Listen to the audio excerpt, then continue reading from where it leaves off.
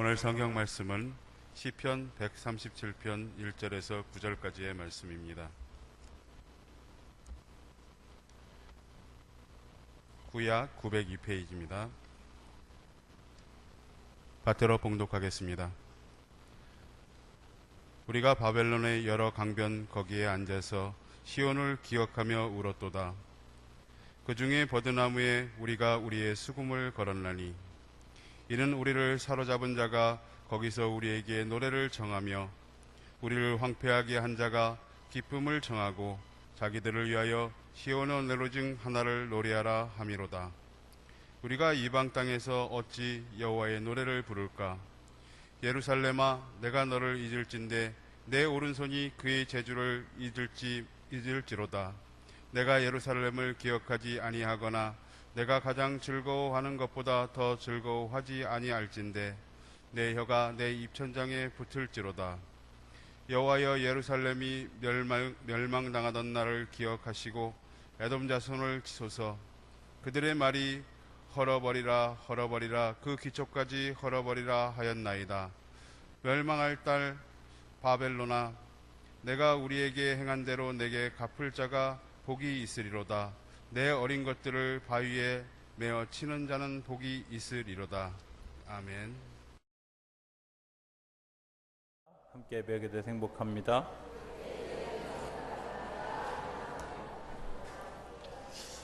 네, 오늘은 3번 하겠습니다. 왜냐하면 제가 오늘 아침에 그 뉴스에 난 일기예보를 보니까 올 여름이 아마 9월 중하순까지 간다고, 되게 덥다고. 그래서 한 번 더 인사. 이거는 저기 보신탕하고도 비교할 수 없는 큰 힘으로 얘기하는 겁니다. 우리 더위를 잘 이깁시다. 내가 기도할게요. 이러고.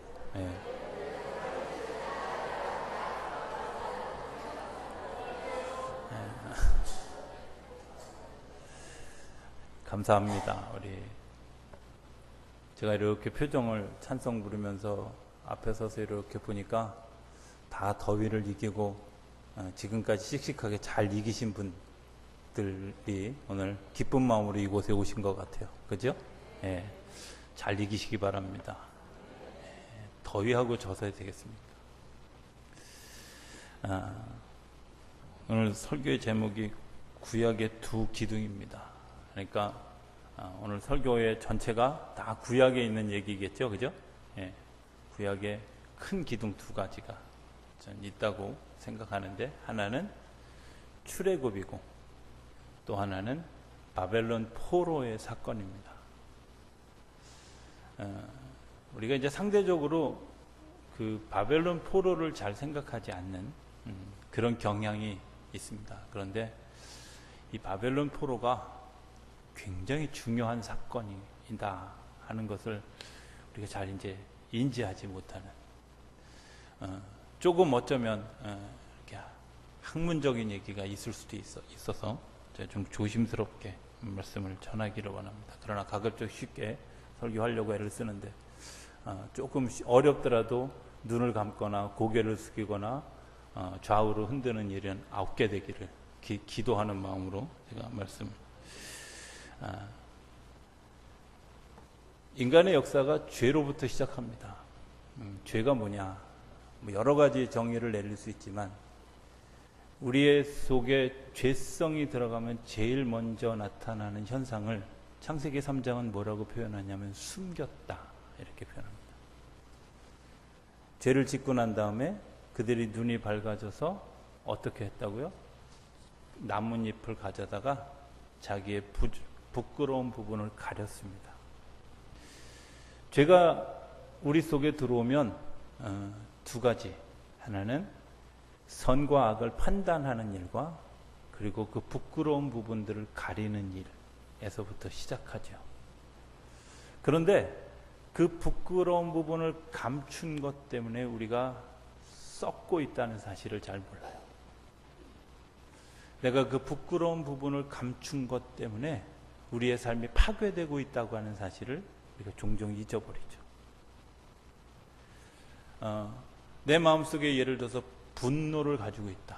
그 분노가 썩으면 어느 순간 터지면 이것이 사람을 살인하게도 되고 전쟁을 일으키게도 되죠.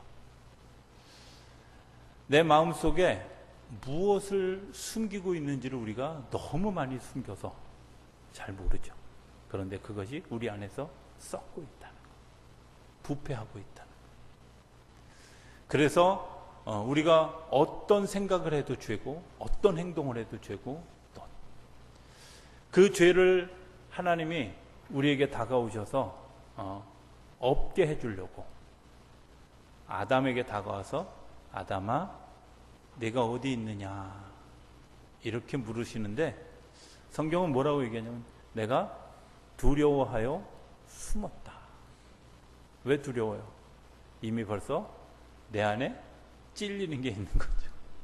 그죠? 하나님의 음성이 두려워지기 시작하고 하나님이 나를 찾으심이 두려워지고 내가 하나님 앞에서 확 드러난 것에 대한 두려움이 그가 숨게 하죠. 오늘 우리가 우리의 모습을 활발하게 자기의 모습을 드러내지 못하는 이유는 사실은 그런 죄성에 기인합니다. 그런데 그 하나님은 그 죄성에 기인하는 우리의 마음의 문을 두드리시면서 내가 드러내라.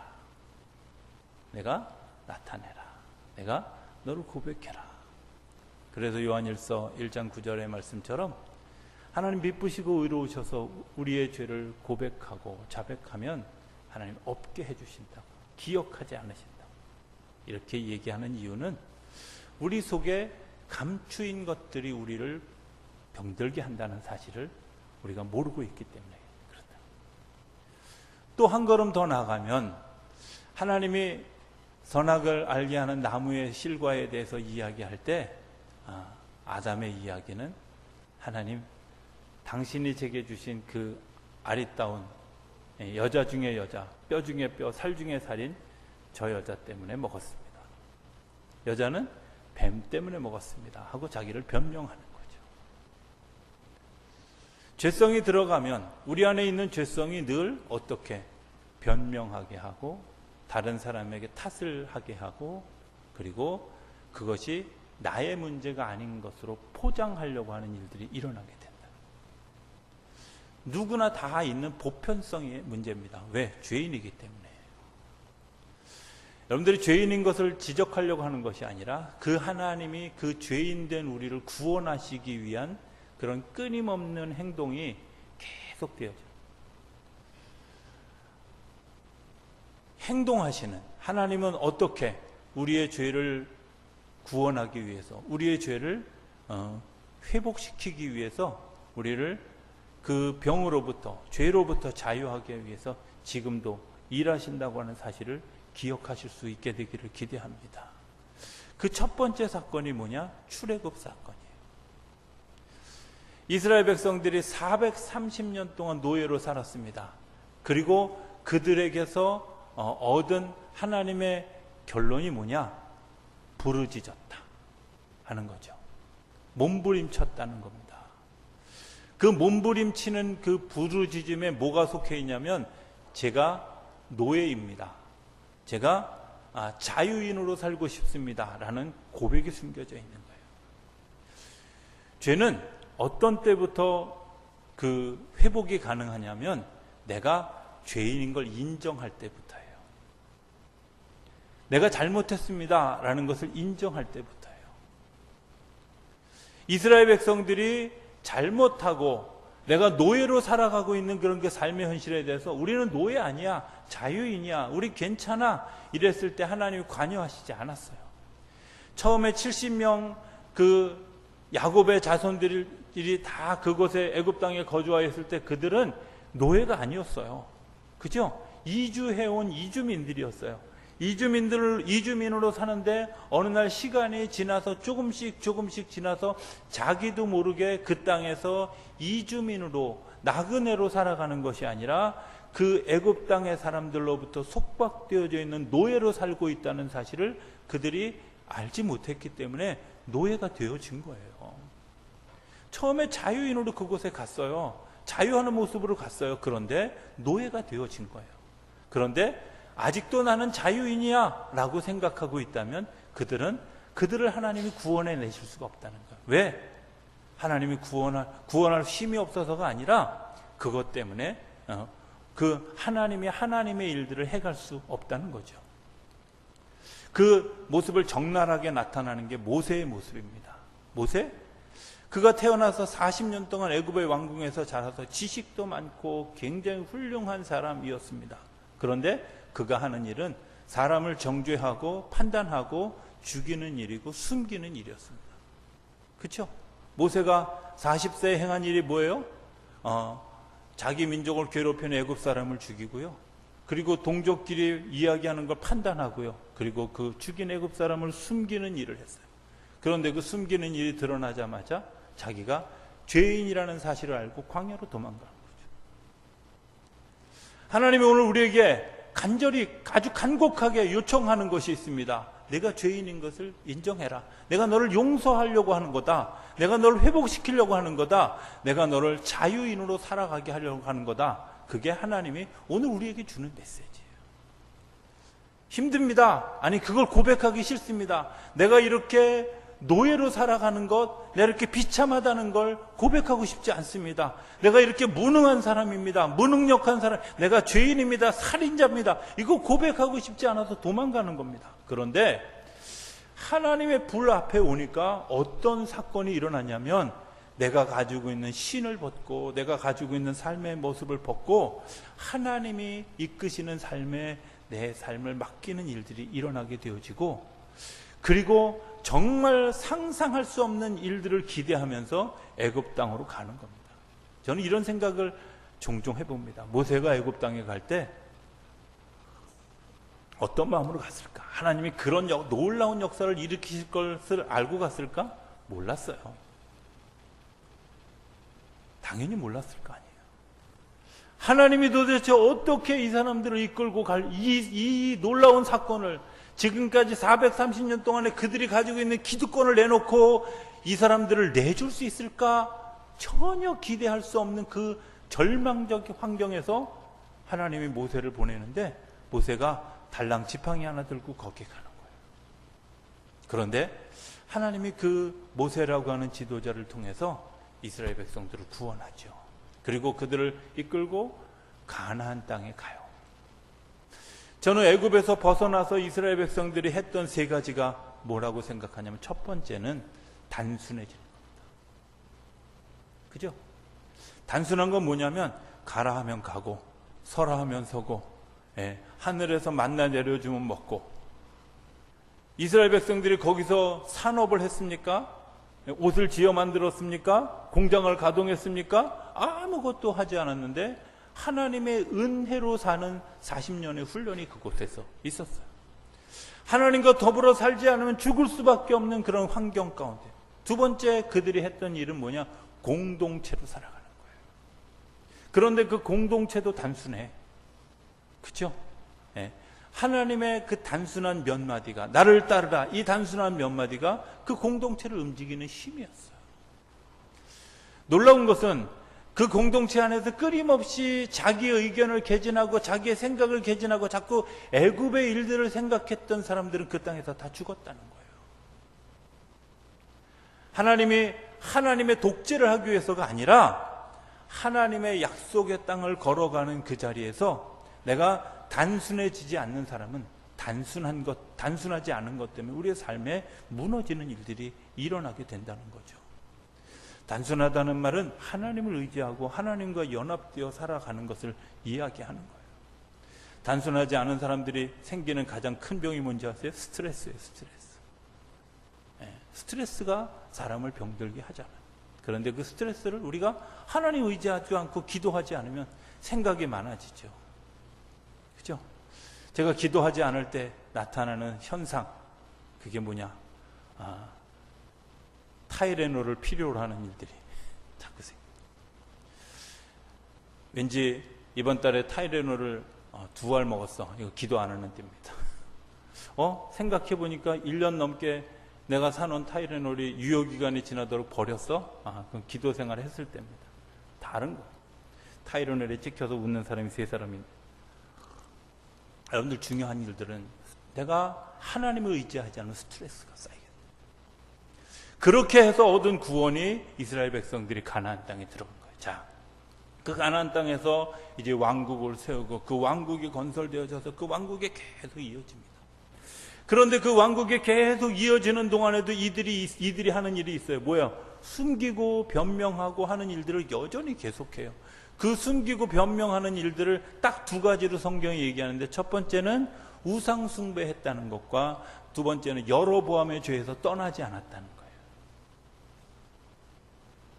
종합해서 얘기하면요, 이거예요. 내가 보이는 것만 인정하고 보이지 않는 것에 대한 기대를 잊어버렸고, 내가 내 속의 욕심을 차리기 위해서 내 마음을 계속해서 숨겼고 노출하지 않았다는 거예요. 두려움을 두려워하는 마음들을 숨겼습니다. 염려하는 마음들을 숨겼습니다. 그리고 그 두려워하는 마음 때문에 욕심을 부리고 그 염려하는 마음 때문에 더 많은 것들을 채우고 그런 것들을 채우기 위한 도구로 우상 숭배를 했다는 거예요. 그렇게 내버려 둘 수가 없어서 하나님 바벨론이라고 하는 거대한 민족을 일으켜서 이스라엘 백성들을 점령합니다. 이스라엘 백성들이 점령되어지고 난 다음에 굉장히 중요한 것은 이스라엘 나라가 완전히 다 망했어요. 망했죠?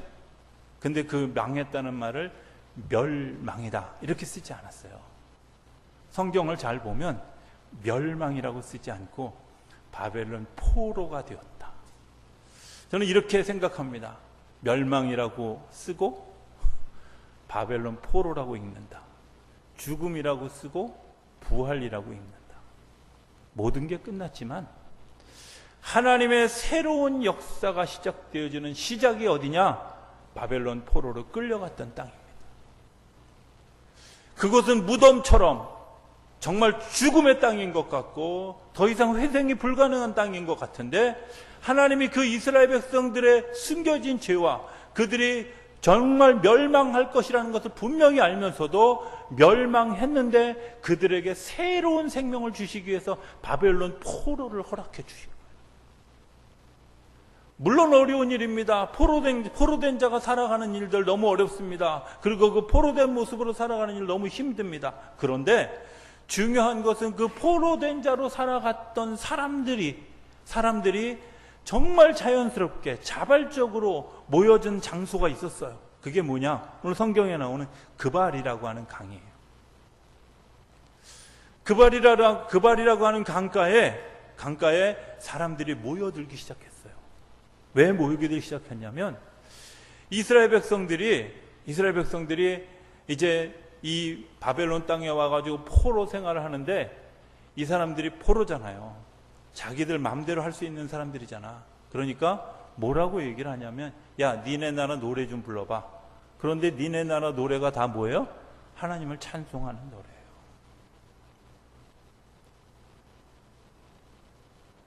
야, 너희가 잘 부르는 노래 좀 불러봐. 군대 가면 그러잖아요. 처음에 딱 가면, 야, 신참 노래 한번 불러봐. 이런 거 하잖아요. 그죠? 바벨론 포로로 끌려가서 이스라엘 백성들에게 노래를 하라고 하는데, 그제서야 자기들이 부른 노래가 아니라 찬송이라는 사실을 알았어요. 그냥 부르는 노래가 아니라 하나님을 찬양하는 노래라는 걸 알았어요. 그리고 오늘 본문에 뭐라고 얘기하냐면, 그들이 그렇게 노래를 부르라고 우리에게 얘기하는데 어찌 이것을 이들 앞에서 부를 수 있느냐. 자, 3절, 2절 우리 본문 좀 띄워봅시다. 2절, 3절. 이는 우리를 사로잡은 자가 거기서 우리에게 노래를 청하며 우리를 황폐하게 한 자가 기쁨을 청하고 자기들을 위하여 시온의 노래 중 하나를 노래하라 함이로다. 4절 뭐라고 얘기하냐면, 우리가 이방 땅에서 어찌 여호와의 노래를 부를까. 축제 때 불렀던 그 노래, 하나님을 찬송했던 그 노래, 이 멸망한 땅에서, 이 바벨론 포로 땅에서 우리가 어떻게 그런 노래를 부를 수 있냐는. 그러고 생각해 보니까 내가 불렀던 노래가 찬송이었어요. 내가 불렀던 노래가 하나님을 찬양하는 일이었어요. 내가 불렀던 노래가 그저 내 마음을 흡족하게 하는 것이 아니라 하나님의 마음을 흡족하게 하는 노래였다는 사실을 그들이 안 거예요. 그리고 자발적으로 그 그발 강가에 모여서 예배가 시작됐어요.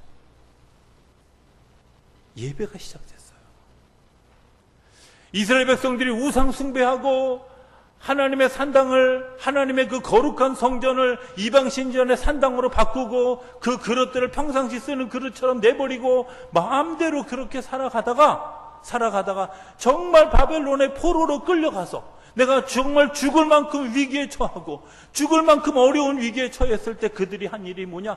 내가 찬양하는데 그 찬양이 하나님을 찬양한다고 하는 사실을 알게 돼요.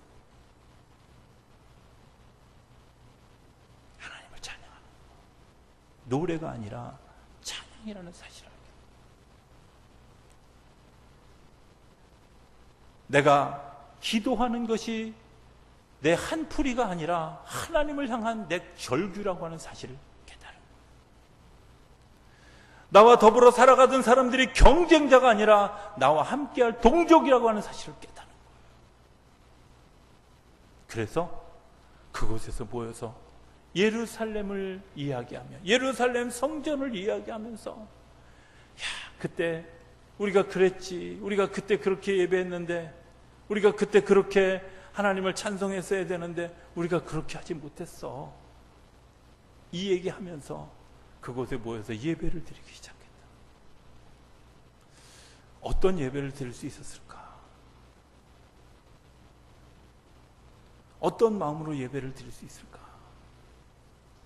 거기에 지도자, 하나님이 보내신 모세 같은 지도자가 있었을까요?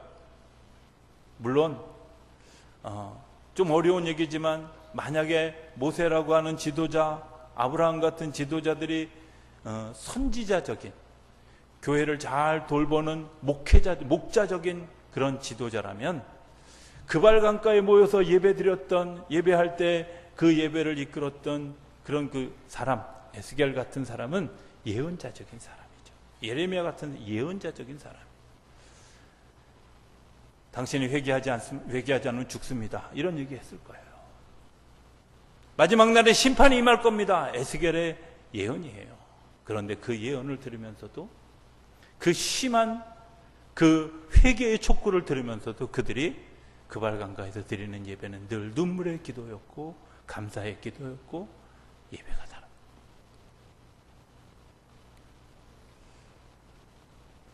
어느 날 우리가 마지막이라고 하는 시간을 향해서 갑니다. 저는 바벨론 포로가 상징하는 단어가 부활이라고 믿습니다. 구약에서 굉장히 중요한 첫 번째 단어 구원이라고 하는 단어를 출애굽 통해서 이루어졌다면 이 바벨론 포로를 통해서 하나님 부활을 상징하고 에스겔을 통해서 부활의 메시지를 전달하고 있습니다. 그러면 오늘 우리들의 삶 가운데도 우리가 구원받은 출애굽의 역사가 있다면 이 바벨론 포로 이 시기를 지나면서 정말 우리가 하나님의 부활을 꿈꾸는 그 믿음의 고백과 믿음의 예배와 믿음의 우리의 행위들이 저는 있어야 될 것이라고 믿습니다. 만약에 그것이 없다면 오늘 우리가 그 구원에 대한 확신도 가질 수 없고 그리고 그 구원의 능력을 가질 수도 없고 마태복음 24장에 보면 마지막 때의 얘기를 쭉 하면서 뭐라고 얘기하냐면 마지막 때에 구원받는 사람은 끝까지 견디는, 어떻게 끝까지 견디느냐? 내가 하나님 의지하고 견디는 거예요. 기도하는 게 습관이 되고 찬양하는 게 습관이 되고 믿음으로 사는 것이 습관이 되고 그 삶의 습관 하나하나가 다 열매 맺어서 끝까지 견디는 거죠. 하나님을 믿는 그 믿음의 끈을 놓지 않는 그 사람이 구원받는 거예요. IS가 총뿌리를 들이대면서 당신 지금이라도 예수 안 믿는다고 하면 살려줄게. 그럼에도 불구하고 총 맞으면서 끓는 물속에 들어가면서도 나는 예수 그 사람이야. 예수의 사람이야. 고백하는 그 사람이 구원받는다는 거예요. 저는 교회 패러다임이, 교회 교육 패러다임이 바뀌어져야 된다고 생각합니다. 어떻게? 이미 구원받은 사람들이 교회 안에 모였어요. 이제 교회 안에 모인 사람들이 어떻게 해야 되느냐? 하나님의 나라에 가는 그런 그 패러다임으로 바뀌어져야 돼요. 저는 우리 교회가 그런 교회가 되기를 기대하는 거죠. 어떻게? 하나님의 예언의 말씀에 대해서도 네, 아멘 할 수 있는, 그것이 때로는 내 마음에 찔리고 때로는 내 마음에 고통스럽게 부딪혀와도 아멘 할 수 있는 믿음이 우리 안에 세워지지 않으면 안 된다는 거예요. 그러기 위해서 되어져야 되는 세 가지 조건이, 첫 번째는 자발적이어야 돼요. 그죠? 저는 그런 생각이 들어요. 예배를 드리는 것 자원하는 마음으로. 자원하는 마음. 여러분들이 생각할 때, 자원하는 마음으로 오늘 교회 왔어요. 네, 감사합니다. 뭐 제가 감사할 건 없지만, 그렇지만 저는 수요일 예배도 금요일 심야, 특별히 새벽 예배도 심야 예배도 좀 제발 자원하는 마음으로 좀 올 수 있는 분들이 있게 되기를 바랍니다. 자원하는 마음, 자발적. 이런 얘기를 들었어요. 주일 예배를 안 가면 막 마음이 찜찜해요. 근데 신기한 건요, 제가 심야에 기도에 안 가고 새벽 기도 안 갔는데도 마음이 찜찜해요. 이러는 사람 별로 못 들어요. 왜 그렇지? 그건 똑같은 예배인데. 기도하지 않으면 생명력이 없는데. 두 번째는 간절함입니다. 간절함. 우리 안에 간절한 일들이 얼마나 많이 있어요. 하다 말지, 그만두면 되지. 그렇습니까? 그 간절함은 하나님이 우리에게 주시는 마음이에요. 내가 죄 가운데 있을 때, 내가 죽어가는 자리에 있을 때, 내가 병든 자리에 있을 때, 내가 소망을 잃어버린 자리에 있을 때, 주님은 한 번도 우리를 포기하지 않으시고 우리에게 찾아와 주셔서 우리의 삶을 이끌어 주셨어요. 살려주셨어요. 생명 주셨어요. 생명의 길로 걸어갈 수 있도록 우리에게 다가오셨어요. 저는 주님의 마음이 간절함이라고 생각해요. 내가 거기 있으면 안 돼. 내가 거기 있으면 죽어. 내가 거기서 그렇게 주저앉으면 안 돼. 하고 하나님이 목 놓아 소리 지르면서 우리에게 이야기할 거라고 생각해요. 우리의 기도의 간절함은 이겁니다. 하나님, 나를 살려주십시오. 내가 여기 있으면 안 되지 않습니까? 하나님, 내게 힘을 주십시오. 내게 소망을 주십시오. 용기를 주십시오. 이렇게 하는. 세 번째는 단순함이죠. 하나님 그분밖에 없습니다. 이거 공동체하고 연결하면 이런 거죠. 저는 그발강가에서의 예배의 공동체가 이런 것을 가졌다고 생각해요. 자발적으로 모여서 대화가 바뀌었어요. 나라가 멸망하기 전에 대화는 뭐였냐면 그게 맞는 예언이야 틀린 예언이야 하는 얘기 가지고 싸웠어요. 그래서 예레미야를 옥에 가뒀어요. 선한 것을, 하나님의 것을 이야기하는 사람들을 옥에 가두고 핍박하고 죽이려고 하고 하는 일들이 있었어요. 선과 악을 나눴는데 그들이 선과 악을 나눈 것이 아니라 그들이 모여서 무슨 얘기하냐면 하나님의 계획이 뭐냐, 하나님의 뜻이 뭐냐, 하나님의 생각이 뭐냐, 하나님의 마음이 뭐냐, 이 얘기하는 거죠. 하나님의 마음이 뭐냐. 간절함이라는 건 뭐냐? 간절함이라는 건 저는 이렇게 생각해요. 나와 더불어 살아가는 모세 때에 구원받을 때는 지도자가 나를 위해서 기도해 줬어요. 그런데 지도자가 나를 위해서 기도해 주는 것뿐만 아니라 또 하나 추가되는 옵션이 있는데 그게 뭐냐면 나와 더불어 같이 기도하는 사람, 기도 공동체가 형성이 되어져요. 바벨론의 그발강가에 모여서 드렸던 예배의 사람들은 에스겔의 영적 지도자가 아니었어요. 그냥 말씀을 전하는 자고 예배를 인도하는 자였어요. 그런데 그들이 어떻게 서로를 위해서 기도하고 서로를 격려하고 서로를 세워주는 일을 합니다. 그 일이 오늘도 저는 교회 안에서 일어나야 된다고 생각해요. 그 일들이 오늘도 교회 안에서 일어나요. 단순한 거죠. 왜? 제가 수요일날 우리 예배를 드리면서 그런 얘기 제가 했던 기억이 있습니다. 제가 이제 이 하나님의 나라를 쭉 설교하기 위해서 순서를 쭉 정했는데 그 순서 가운데 그냥 들어갔습니다. 마침 또 그날. 이 얘기입니다. 누가복음 11장에 나오는 이야기인데 어떤 친구가 밤중에 찾아왔습니다. 밤중에 찾아와서 일어나는 일은 여간 귀찮은 일이 아닙니다. 그런데 그 귀찮은 일을 이 친구가 하고 빵 달라고 하는데 빵이 없으니까 옆집에 있는 사람을 깨워가지고 빵을 빌려다가 이 친구를 먹였다. 이 얘기예요. 기도 얘기예요. 기도. 하나님은 어떻게 하느냐? 당신의 귀찮음에도 불구하고 일어나고 다른 사람의 질서를 깨트림에도 불구하고 일어나셔서 우리를 구원하기 위해 이 땅에 오셨다. 그걸 적나라하게 잘 나타내는 책 서문에 이런 게 있습니다. 어떤 아이가 8차선 대로변에 한가운데 아이가 뛰어들었어요. 그리고 차들이 막 달리는데 이 아이를 아무도 구원해 주려고 하지 않아. 그런데 어떤 사람이 그 차도 사이로 뛰어들었습니다. 그리고 그 어린아이를 안습니다. 그리고 그 어린아이를 안고 다시 튀어나오는 동안에 막 차들은 뒤죽박죽되고 서로 여기서 막 빵빵대고 난리가 났습니다. 그렇지 않겠습니까? 그런데 그 아이가 다시 구출을 하고 난 다음에 도로는 정상화됐습니다. 하나님이 이 땅에 개입하신 사건이 이런 거라는 겁니다. 질서를 깨뜨렸죠. 신이 어떻게 인간의 몸을 입고 옵니까? 그런데 한 가지만 생각하는, 내가 너를 구원하겠다고 하는, 내가 저 아이를 살리겠다고 하는 그 한 가지 때문에 세상의 질서를 잠시 파괴시켰더라도, 세상의 질서가 잠시 꺼졌더라도 내가 그 일을 하겠다. 저는 그런 그 간절함이, 그런 그 단순함이 우리 가운데 일어나게 되기를 기대합니다. 이런 질문을, 저는 어떻게 하면 이런 교육을 할 수 있을까? 이런 교육을 할 수 있을까? 이렇게 제가 설교하고 마주보고 앉아있는 이 상황으로는 사실 어렵습니다. 성도 안에 교제가 일어나지 않으면 이런 일이 일어나요. 정말 하나님의 말씀을 듣고 그 말씀을 같이 토론하고 같이 생각하고 삶을 나누는 일이 일어나지 않으면 안 된다고 생각합니다. 그리고 그 일을 위해서 같이 기도하는 일들이 우리 가운데 일어나지 않으면 저는 그 일은 어렵다고 생각합니다. 리모델링을 위해서 계획했던 일들은 그런 일들입니다. 테이블에 모여 앉아서 서로의 이야기를 나누고 기도 제목을 나누고 내가 기도할게.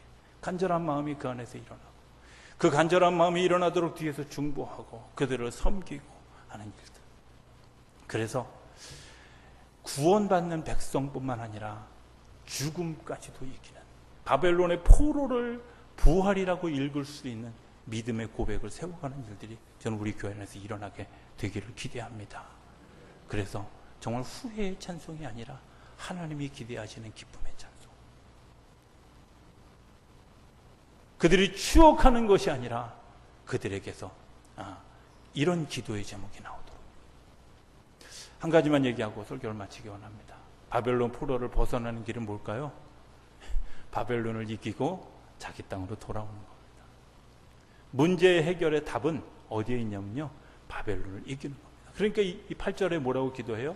바벨론을 멸망시켜 주십시오. 이런 기도하는 거예요. 그렇죠?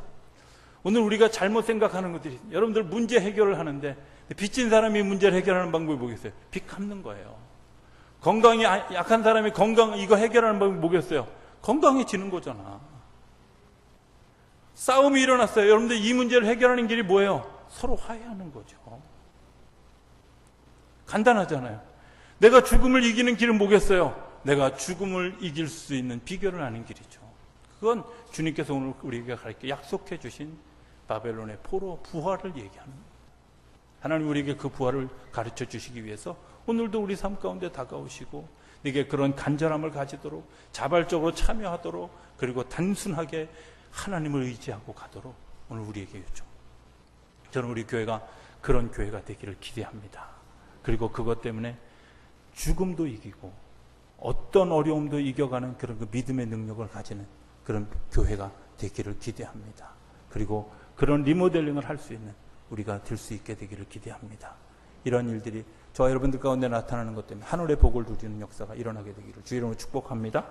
기도하겠습니다. 저희들을 사랑하시는 아버지 하나님, 저희들에게 어려움을 준 것 같지만 그 어려움이 주님께서 주신 더 큰 것들을 위한 주님의 기대인 것을 알게 하시니 감사합니다.